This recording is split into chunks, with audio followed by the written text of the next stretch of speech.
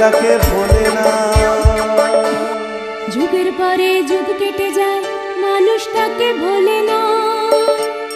চলে না রে চলে না রে চলে না রে চলে না, চলে না রে চলে না রে তাকে ছাড়া চলে না। কে সে পরিচয় কি তার? হাসির রাজা জ্ঞানের রাজা রসিক রাজা গোপাল ভাঁড়। হাসির রাজা জ্ঞানের রাজা রসিক রাজা গোপাল ভাঁড়। হাসির রাজা জ্ঞানের রাজা। দাও গো গিন্নি, দাও থলিটা দাও, বাজার করে আনি। গোপাল দাদু, গোপাল দাদু, শিগগিরই চলো। কোথায় যাবো? আরে সকালবেলা তুই এমন হাঁপাতে হাঁপাতে এলি কেন? হ্যাঁ, খুব বিপদ গোপাল দাদু। কাল দুপুর থেকে পুচকের খুব জ্বর, শেষ রাত থেকে ওর ঘাড়টা কেমন শক্ত হয়ে গেছে। সে কি রে? পুচকের কোনো জ্ঞানও নেই। চলো চলো, একবার আমাদের বাড়ি চলো। বাবা একদিন হলো শহরে গেছে, মা তাই খুব কান্নাকাটি করছে। তাহলে তো খুব বিপদ। চল তো দেখি। গিন্নি আমি আসছি আসছি। তুমি এগো, আমি ঘর দোর বন্ধ করে আসছি। চল চল চল।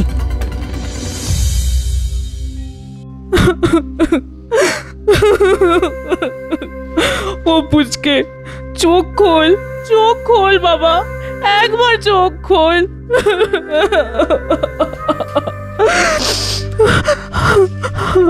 কি হয়েছে পুচকে? দেখো না গোপাল দাদা, কাল দুপুর থেকে হু হু করে জ্বর বাড়তে লাগলো। কত জল পট্টি দিলাম, কতবার মাথা ধুইয়েছি, কিন্তু কিছুতেই কিছু হয়নি। এরপর শেষ রাত থেকে হাত পা ঘাড় কেমন শক্ত হয়ে যাচ্ছে। এতবার ডাকছি কিন্তু চোখ খুলছে না।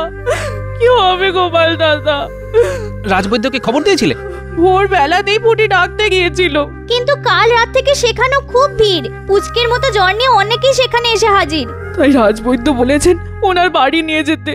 এত রোগী সামলে উনি আসতে পারবেন না। বাবা, এই হলো কি কৃষ্ণনগরে? একদিনে এতগুলো লোককে একই জ্বরে ধরলো। শোনো পুটির মা, তাহলে তার বসে থাকলে চলবে না। চলো চলো চলো, এক্ষুনি পুচকেকে রাজবৈদ্যর বাড়ি নিয়ে যেতে হবে। তোমরাও এসো আমার সঙ্গে।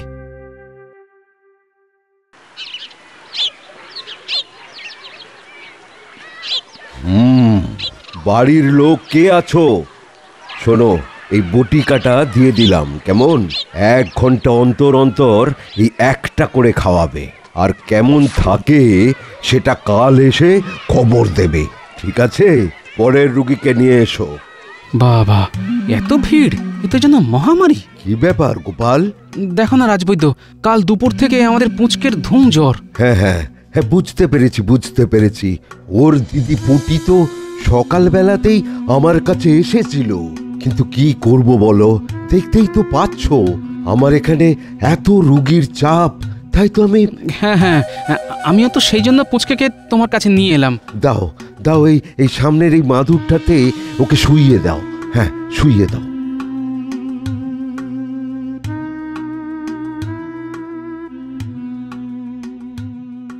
কি ব্যাপার? গোপাল না হয় রোজ রাজসভায় আসতে দেরি করে, কিন্তু রাজবৈদ্যের আজ আবার কি হলো? এদিকে রাজসভা তো শেষ হতে চলল। কি আবার হবে মহারাজ? আসলে আমার মনে হয় গোপালের হাওয়া রাজবৈদ্যের গায়েতেও লেগেছে, তাই কাজে ফাঁকি দিতে শুরু করেছে। তাই নাকি মন্ত্রী মশাই? আপনি কি জানেন কাল থেকে অনেক লোক অজানা এক জ্বরে কাহিল হয়ে পড়েছে? দলে দলে লোক এসে রাজবৈদ্যর বাড়িতে হত্যে দিয়ে পড়ে আছে। কি বলছো কি গোপাল? হ্যাঁ মহারাজ, খাওয়া নাওয়া সব ছেড়ে রাজবৈদ্য একলা হাতে সবকিছু সামাল দিয়ে যাচ্ছে। মন্ত্রী, তুমি এসবের কিছুই জানতে না? না, মানে। তা গোপাল, এখন পরিস্থিতি কেমন? মহারাজ, অক্লান্ত পরিশ্রম করে রাজবৈদ্য অনেকটা সামাল দিয়ে এনেছে। তবে মহারাজ, নতুন করে লোকজনেরা আবার ওই অজানা জ্বরে আক্রান্ত হয়ে পড়লে কি হবে কিচ্ছু বলা যাচ্ছে না। গোপালের সব কিছুতেই বাড়াবাড়ি। চলো গোপাল চলো, আমি নিজে তোমার সঙ্গে গিয়ে সব কিছু দেখে আসবো। তাহলে তো খুবই ভালো হয় মহারাজ। আপনি গিয়ে দাঁড়ালে রোগীদের পরিবার আর রাজবৈদ্য সকলেই মনের মধ্যে বেশ একটা বল পাবে। চলুন মহারাজ, আমিও আপনার সঙ্গে যাব। থাক, তোমাকে আর বোঝার ওপর শাকের আঁটি হয়ে যেতে হবে না। যাও যাও, নিজের বাড়ি গিয়ে আরাম করো। অপদার্থ একটা।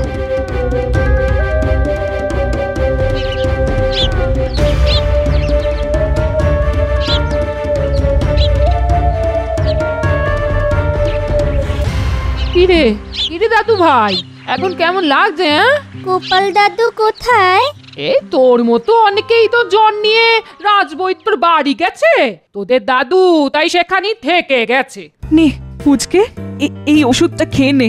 আমার খুব খিদে পাচ্ছে, আমি মাছের ঝোল দিয়ে একটু ভাত খাবো। খাবি দাদা খাবি, সোনা মুখ করে আজকের দিনটা দুধ সাবু আর ওষুধ খেয়ে নে। জ্বর একেবারে ছেড়ে গেলে কাল তোর দাদুকে বাজার পাঠিয়ে আমি নিজের হাতে তোর জন্যে মাগুর মাছের ঝোল রেঁধে নিয়ে আসবো। হ্যাঁ শুনলি তো, তোর দিদা মাগুর মাছের ঝোল রেঁধে নিয়ে আসবে, আর সেইটা খেতে গেলে জ্বরটা তো পুরোপুরি সারিয়ে ফেলতে হবে। আর তার জন্য কি করতে হবে? আবার ওষুধ খেতে হবে? খেতে তো হবেই দাদা। দাও দাও পুটির মা, ওষুধটা খাইয়ে দাও তো দেখি।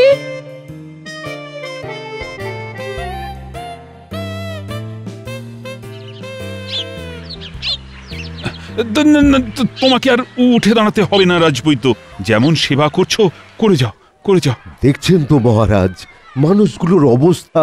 হ্যাঁ, আরে গোপাল আমাকে সব বললো বলেই তো ছুটে এসেছি, কিন্তু এই চড়া রোদের মধ্যে জ্বরে আক্রান্ত মানুষগুলো যদি এভাবে অপেক্ষা করতে থাকে তাহলে তো ওদের গায়ের উত্তাপ আরো বেড়ে যাবে। কি করব মহারাজ, আমার ছোট বাড়ি, দুখানা মাত্র ঘর, কোথায় এদের রাখবো বলুন তো? তাই এই খোলা উঠোনই একমাত্র ভরসা। আসলে আসলে সত্যি কথা বলতে কি, এদের এভাবে এই চড়া রোদের মধ্যে বসিয়ে রাখতে আমিও চাইনি মহারাজ, কিন্তু কিন্তু আমি নিরুপায়। বুঝতে পেরেছি, বুঝতে পেরেছি। ঠিক আছে, তুমি নিজের কাজ করো। আচ্ছা মহারাজ, বলছিলাম যে রাজবাড়ির একতলায় তো অনেক ঘর, তা সেখানেই তো এদের নিয়ে গিয়ে সেবা শুশ্রূষা করা যায়। তাহলে তো খুব ভালো হয় মহারাজ। সেটাই করো তাহলে। রাজবাড়ি থেকে গাড়ি এনে এদের সকলকে আপাতত রাজবাড়িতে নিয়ে তোলো। আমি এক্ষুনি সব বন্দোবস্ত করে ফেলছি মহারাজ।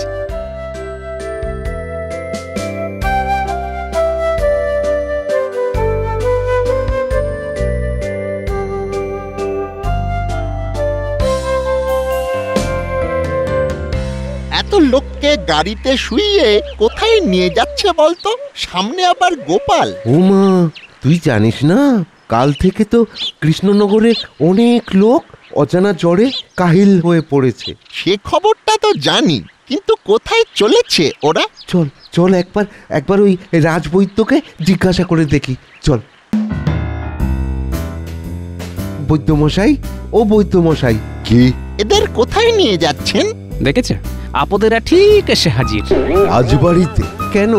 বহু লোক একসঙ্গে এসে পড়েছে তো, আমার বাড়িতে তো জায়গা নেই, তাই এই রাজবাড়িতেই নিয়ে যাচ্ছি।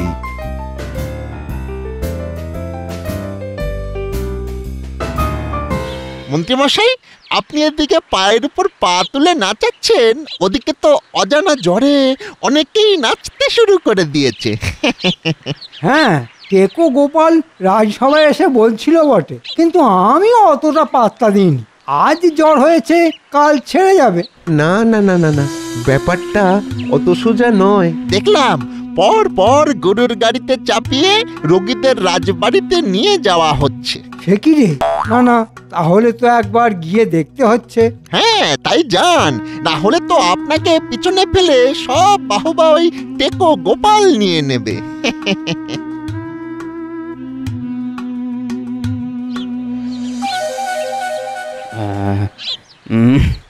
একটু জল জল। তেষ্টা পেয়েছে? দাঁড়া, আনছি। দাঁড়াও গোপাল, দাঁড়াও দাঁড়াও, আমি দিচ্ছি। এই নিন। আপনি আমাকে জল দিচ্ছেন? ওরে, কেন দেবেন না? রানীমা যেমন একদিকে মহারানী, তেমন আমাদের সকলের মা রে।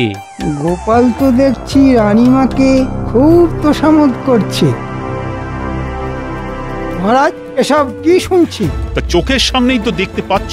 হ্যাঁ, সে তো দেখতেই পাচ্ছি, কিন্তু এদের রাজবাড়িতে এনে তোলা হলো কেন? তাহলে কোথায় তোলা হবে? আসলে ঠাঠা রোদের মধ্যে থাকতে থাকতে এরা আরো বেশি করে অসুস্থ হয়ে পড়তে পারত, তাই এই গোপালের কথা মতো এদের রাজবাড়িতে এনে তোলা হলো। এটা কিন্তু খুব খারাপ হলো। ঘুম করে সাধারণ প্রজাদের রাজবাড়িতে আনা কিন্তু খুব অন্যায় হলো। আরে বাবা, রাজবাড়ি তো আর ধর্মশালা নয় যে যাকে তাকে আশ্রয় দিতে হবে। কি রাজবাড়ি রাজবাড়ি করছো বলো তো? মনে রাখবে, সাধারণ প্রজারা আছে বলেই রাজা আছে, আর রাজা আছে বলেই তো রাজবাড়ি। তা বিপদে আপদে এরা রাজবাড়িতে আশ্রয় পাবে না তো কোথায় পাবে? তোমার বাড়ি। না মানে তাই কাজের সময় অযথা ফুট না কেটে নিজের কাজে যাও। খুব বড় রকমের একটা ভাড়া কাটলো। সে তো বটেই, ঠিক সময় মতো হাল না ধরলে অজানা ওই জ্বর কিন্তু মহামারীর আকার নিতে পারত। তবে আজ যে আপনি চিন্তামুক্ত, তার সব কৃতিত্বই কিন্তু আমাদের রাজবৈদ্যের। দিন রাত এক করে শুধু চিকিৎসা করে গেছে। হ্যাঁ, সে তো বটেই। তবে আমি একটা অন্য কথা ভাবছি। কি কথা মহারাজ? ভাবছি ভবিষ্যতে যদি আবার এইরকম একসাথে অনেক লোক অসুস্থ হয়ে পড়ে, তাহলে তারা একসাথে থাকবে কোথায়, আর চিকিৎসাই বা পাবে কি করে? আমিও সেই কথাই ভেবেছি। বারবার তো আর সকলকে রাজবাড়িতে এনে তোলা যায় না। তাহলে একটা কাজ তো করা যেতেই পারে মহারাজ। কি কাজ? কৃষ্ণনগরে একটা স্বাস্থ্য কেন্দ্র গড়ে তুললে কেমন হয়? ধরুন কটা ঘর, তাতে কিছু শয্যা থাকবে। বাহ বাহ। অসুস্থ মানুষেরা সেখানে আশ্রয় পাবে, ওষুধ, সেবা, পথ্য, শুশ্রূষা সবই পাবে একই ছাদের তলায়। এর থেকে ভালো আর কিছু হতেই পারে না গোপাল। আর আমার বাবার নামে এই স্বাস্থ্য কেন্দ্রের নাম দেব রঘুরাম রায় স্বাস্থ্য কেন্দ্র। নাও গোপাল নাও, কাল থেকেই একটা ভালো জমি দেখে এই স্বাস্থ্য কেন্দ্রের কাজ শুরু করে দাও। কিন্তু স্বাস্থ্য কেন্দ্র তৈরি করতে তো বিস্তর খরচ লাগবে। যা লাগবে রাজকোষ থেকে দেওয়া হবে। কিন্তু পরের মাসেই যে নবাবকে খাজনা দিতে হবে, তাই এখনই রাজকোষ থেকে অনেক টাকা খরচ করে দিলে খাজনা দেবেন কি করে? সেটাও একটা সমস্যা বটে। আমার মাথায় একটা বুদ্ধি এসেছে। তাহলে বলে ফেলো। আমি বলি কি, কৃষ্ণনগরে মহারাজের আম বাগানে তো অজস্র আম ফলে। হ্যাঁ ফলে, আর মহারাজের আদেশ মতো প্রজারা সেই আম খায়। এবার আর খাবে না। পরিবর্তে ওই আম ফল ব্যবসায়ীদের কাছে বিক্রি করে দেওয়া হবে। আমার মনে হয় আম বিক্রি করে যে অর্থ রোজগার হবে, তাই দিয়ে অনায়াসে স্বাস্থ্য কেন্দ্র তৈরি করার কাজ হয়ে যাবে। বাহ বাহ বাহ, খুব ভালো প্রস্তাব। এখন তাহলে রাজকোষ থেকে অর্থ নিয়ে কাজ শুরু করে দেওয়া যাক। পরে আম বিক্রির টাকা দিয়ে রাজকোষের ঘাটতি পূরণ করে দেওয়া যাবে। সাধু সাধু। কিন্তু মহারাজ, প্রজারা এতদিন বিনা পয়সায় ওই সব ভালো ভালো মিষ্টি আম খেয়ে এসেছে। এবার যদি খেতে না পায় তাহলে তো বিদ্রোহ করতে পারে। ওটা চিন্তা করবে না মন্ত্রী মশাই, ওদের বোঝানোর দায়িত্বটা না হয় আমিই নিলাম। ঠিক আছে। আচ্ছা মহারাজ, আমি কি ফল বিক্রেতাদের সাথে কথা বলবো? না না না না, সেটা আমি নিজে বলবো। তাহলে তো 2 পয়সা রোজগারের পথ বন্ধ হয়ে গেল। তাহলে স্বাস্থ্য কেন্দ্র বানানোর দায়িত্বটা আমাকে দেওয়া হোক। না, ওই দায়িত্ব আমি গোপাল আর রাজবৈদ্যকেই দেব বলে ভাবছি। আমি তাহলে কি করব? এতদিন ধরে যা করে এসেছো তাই করবে, খাবে আর ঘুমোবে। অপদার্থ একটা।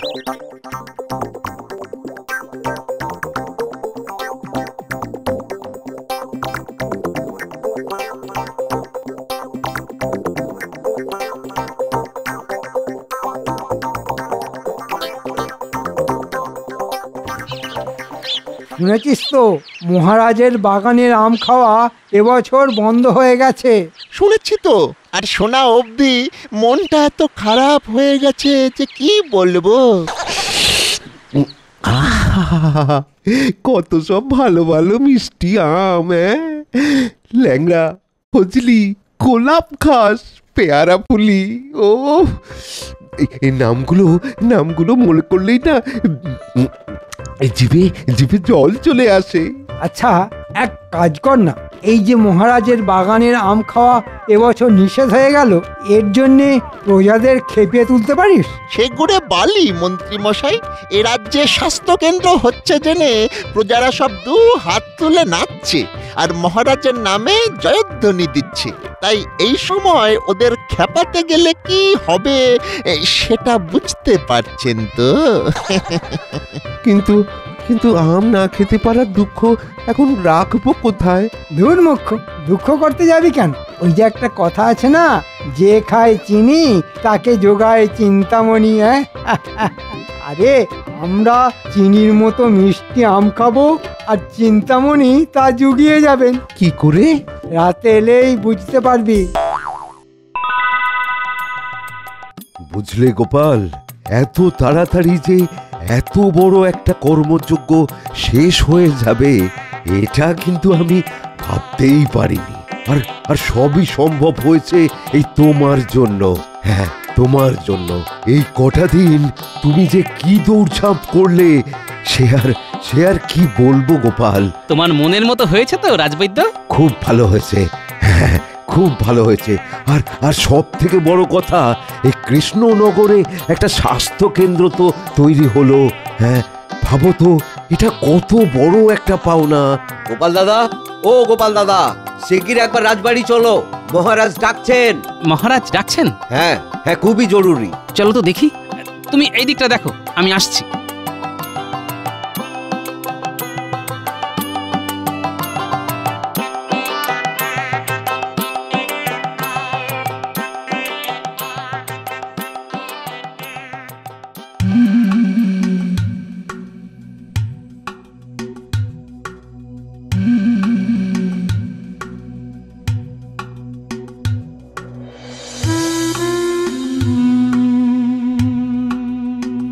কি ব্যাপার মহারাজ, হঠাৎ জরুরি তলব কেন? দেখো না কি মুশকিলে পড়েছি। এই পাইকারি ফল বিক্রেতা এসে বলছে যে গাছের অনেক আম নাকি চুরি হয়ে যাচ্ছে। সে কি? হ্যাঁ গোপাল দাদা, বাগানের সব গাছের আম দেখে দর দিয়েছিলাম, কিন্তু এখন পাড়তে এসে দেখি অনেক গাছেই আম কম। এভাবে চলতে থাকলে চুক্তি অনুযায়ী আমি কি করে দাম দেব বলো তো? আমার যে অনেক ক্ষতি হয়ে যাবে গোপাল দাদা। আম চুরি হয়ে যাচ্ছে? কিন্তু আমি তো এই রাজ্যের সকলকে বলে দিয়েছিলাম এবছর আম গাছ থেকে কেউ যেন আম না পারে। আমার কথায় সকলে রাজিও হয়েছিল। আর তবুও চুরি যাচ্ছে, আর গাছে উঠে কেউ বা কারা আম খেয়ে যাচ্ছে, এ ব্যাপারে আমি নিশ্চিত। কি করে বুঝলে? হ্যাঁ হ্যাঁ, আমি গাছের নিচে আমের খোসা আর আমের আঁটি পড়ে থাকতে দেখেছি। আচ্ছা, হনুমান বা বাদুরও তো খেয়ে যেতে পারে। না গোপাল দাদা, হনুমান বা বাদুরে খেলে তো এত পরিপাটি করে খেত না। আমের খোসা আর আঁটি দেখলেই বুঝতে পারবে খুব পরিপাটি করে খাওয়া, মানে যাকে বলে মানুষে খেয়ে যাচ্ছে। ঠিক আছে, চিন্তা করো না, আর যাতে আম চুরি না হয় সেটা আমি দেখছি। হ্যাঁ হ্যাঁ হ্যাঁ, তাই দেখো, না হলে পুরো টাকা দিয়ে কম আম নেওয়া আমার পক্ষে সম্ভব নয়। তাহলে আমি এখন আসি মহারাজ। হ্যাঁ হ্যাঁ, এসো এসো এসো। ও গোপাল, কিছু একটা ব্যবস্থা করে আম চুরি বন্ধ করো, না হলে আমওয়ালারা যদি বিগড়ে গিয়ে আম নিতে না চায়, তাহলে আম বিক্রি টাকা দিয়ে রাজকোষের ঘাটতি পূরণ হবে কি করে? আর ঘাটতি পূরণ না হলে নবাবের খাজনাই বা দেব কি করে? কথা দিচ্ছি মহারাজ, আজ রাতের মধ্যেই আম চোরকে ধরব। গুলটে, এই গুলটে। কি গো গোপাল দাদু, হঠাৎ ডাকছো কেন? শোন, তোর সঙ্গে আমার কিছু কথা আছে। কথা? হ্যাঁ, আমার সঙ্গে আয়, পুটিকে ওটাকে নিতে হবে।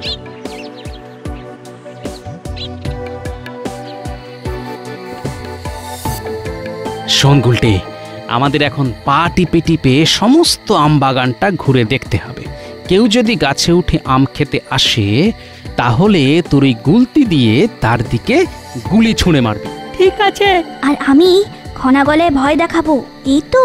আর বাছাধনেরা পালাতে গেলেই খপ করে ধরবো, ঠিক আছে? ঠিক আছে। চল এখন পা টিপে টিপে চারদিকটা দেখি।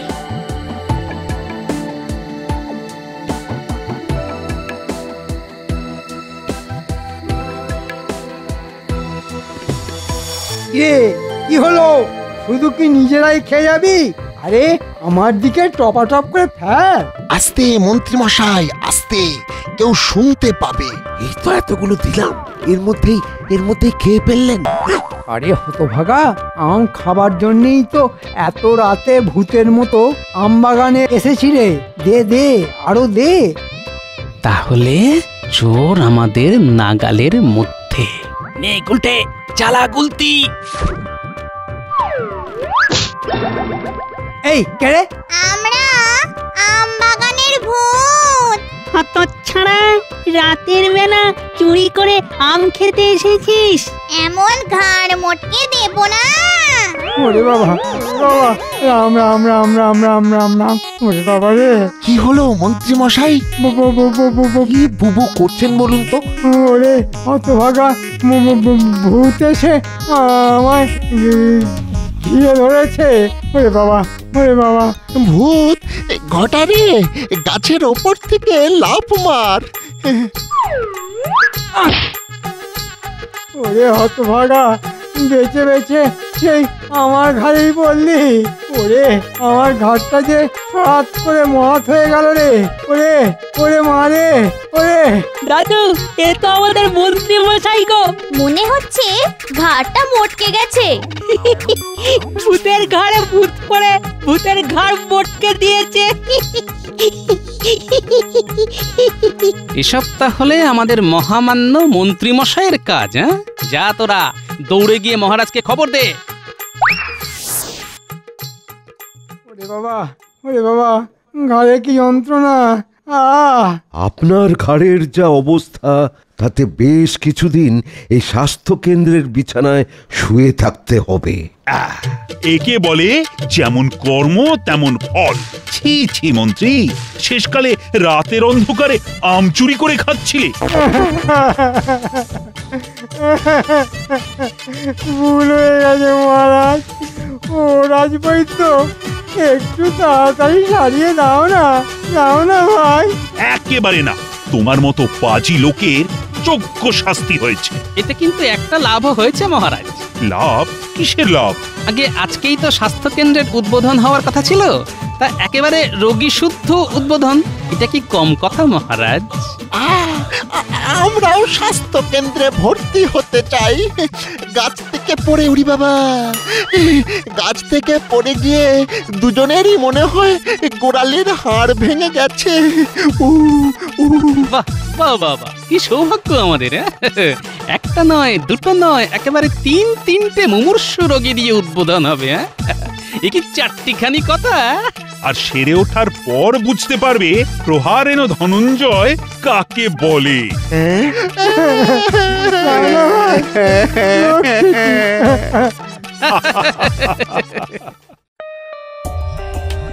For more updates, subscribe to our channel, click the show links and enjoy watching the videos.